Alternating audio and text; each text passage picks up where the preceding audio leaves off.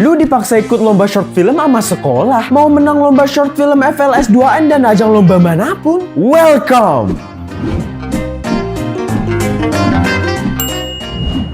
Cara meningkatkan peluang menang lomba short film manapun. Info tambahan, di tahun 2021, waktu aku masih kelas 1 SMK, aku ikut lomba short film tingkat provinsi FLS 2N. Waktu itu gue berhasil meraih juara 2 short film dari puluhan hingga ratusan pesaing dan mendapatkan sertifikat serta uang dengan nominal 2 atau 3 juta rupiah. Kemudian aku balas dendam lagi di tahun 2023 saat aku masih kelas 3 SMK. Aku merebut juara 1 lomba film dokumenter tingkat provinsi dari ratusan pesaing banyaknya yang diadakan oleh FLS 2N lagi. Aku berhasil mendapatkan prestasi, sertifikat, serta uang dengan nominal 7 juta rupiah. Cukup cerita pengalaman aku, langsung saja ke topik utama. Kurang skill atau pengalaman bikin short film? Gua jujur aja, lu nggak bisa nyamain skill sama pengalaman mereka yang udah lama di bidang ini dalam waktu singkat. Lu mesti belajar. Dan cara tercepat buat lu belajar di bidang ini, ya lu mesti banyakin nonton. Dengan lu banyakin nonton, mau itu nonton film, YouTube, tutorial, apapun itu, lu bisa observasi dan belajar sinematografi, acting. Post-mortem operations require authorized medical supervision.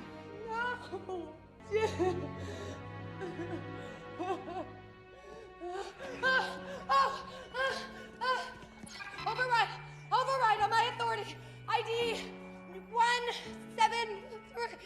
God 2 2317 ID 2317. Voice tone. You're awful, Murray.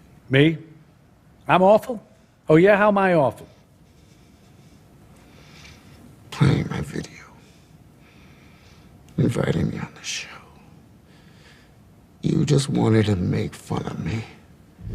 You're just like the rest of them. Editing.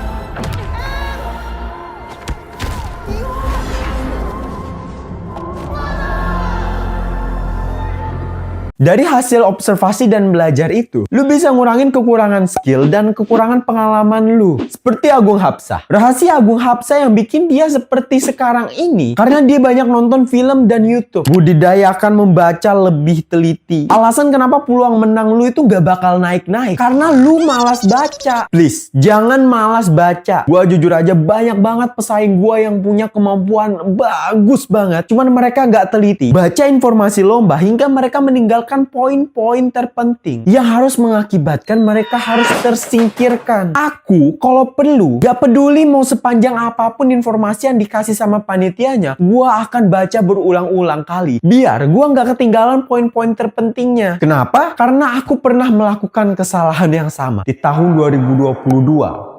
Aku tersingkirkan. Aku pernah mengikuti lomba short film di tahun 2022 saat aku kelas 2 SMK. Assalamualaikum Bu, katanya saya dipanggil ya? Indra, Ibu, mau kamu ikut lomba short film? Kalau boleh tahu deadline-nya kapan ya Bu? Deadline-nya hari Selasa.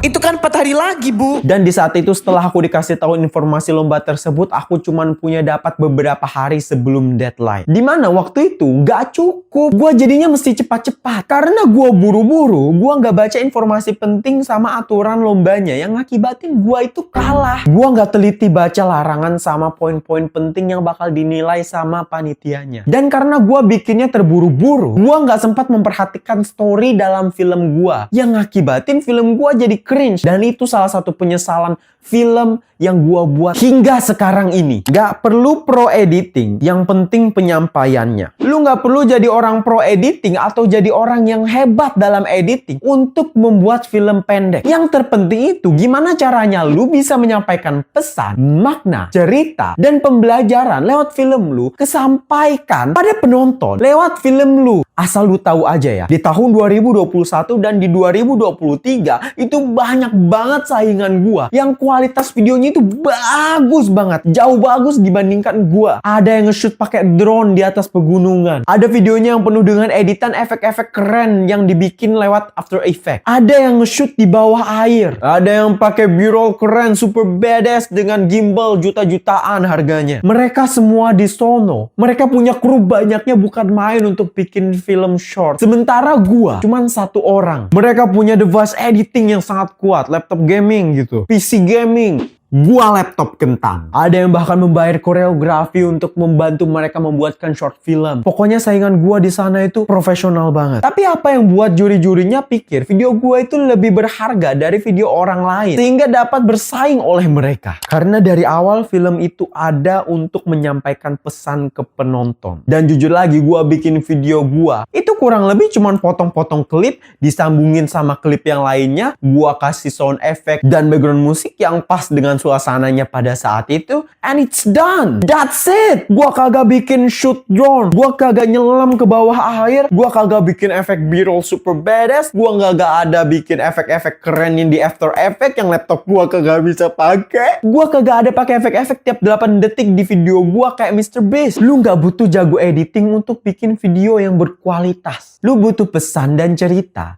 yang bisa lu sampaikan ke penonton. And that's what makes short film great.